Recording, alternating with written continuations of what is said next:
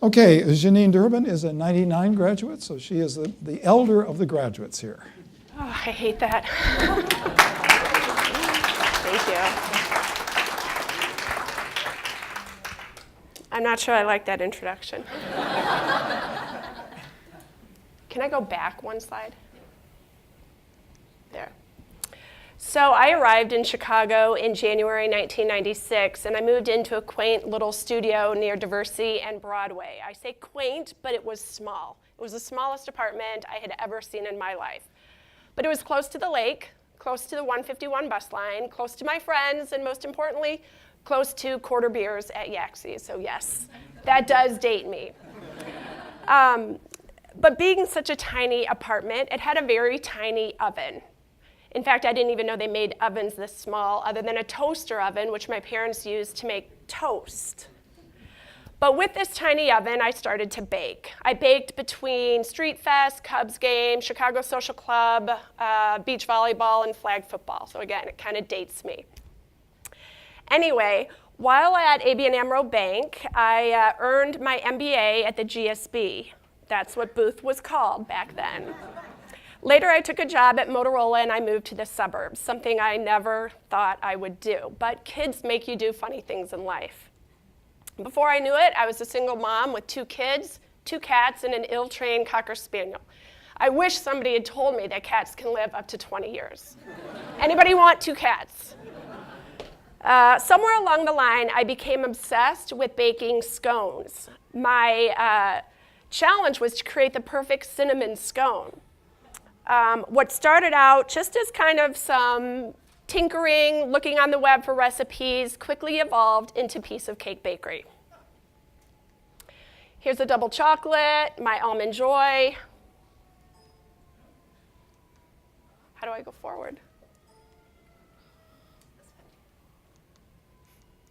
Oh, there we go. Got butterscotch pecan, carrot cake was the new version this past Easter. Chocolate almond, my lemon cream is very popular. And there's kind of a list of what I've done. So the more I baked, the more my dreams of opening a bakery kind of developed in my mind. What I wanted was really a place where people could gather and connect, put down their phones. I wanted to bring in local musicians. I wanted to have artists come in and display their artwork. I wanted to host book clubs, and I thought, great to have baking classes, host birthday parties, anything to boost revenue because the rents in Arlington Heights are fairly high.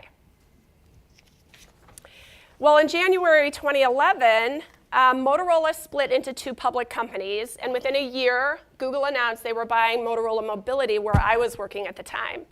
By November 2012, I found myself at a crossroads. Google had bought Mobility for $40 a share when it had been trading at about $25.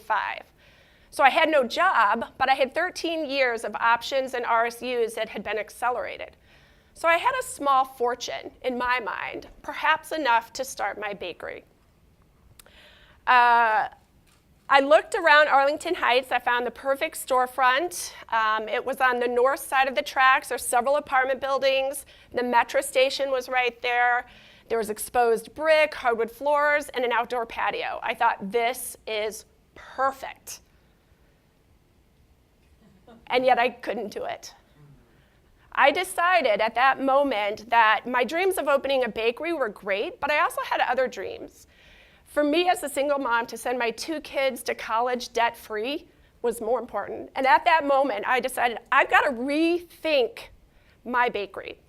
So what I did, I thought, everything that I wanted with that bakery didn't have to be lost. So I planned in my mind, how can I fulfill my desires, get what I wanted out of owning this bakery, and still serve my community? So what I did, I decided to bake for my community. It started with my church. I baked a couple dozen scones and offered them up in the raffle, and they went for $95. So I was asked again and again to start donating scones. I made scones for friends going through chemo. I made scones for new residents in my neighborhood. I shipped scones to friends on their birthday. If somebody did something kind for somebody else, I baked them scones as a reward. So after a while, I became known as the Scone Lady.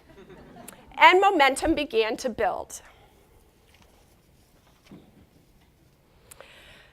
So what does this have to do with leadership? Let's think about two things, the what and the how. What do leaders do? In my mind, an effective leader takes an organization where it would not otherwise go.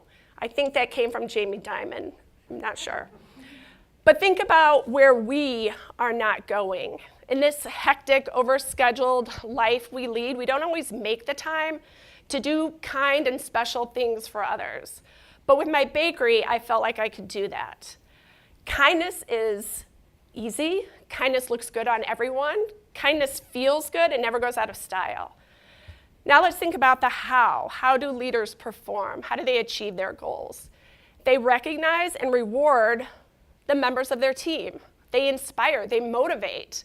Baking allows me to do that, whether I own a bakery or whether I'm just baking for my community. I believe we have two hands for a reason.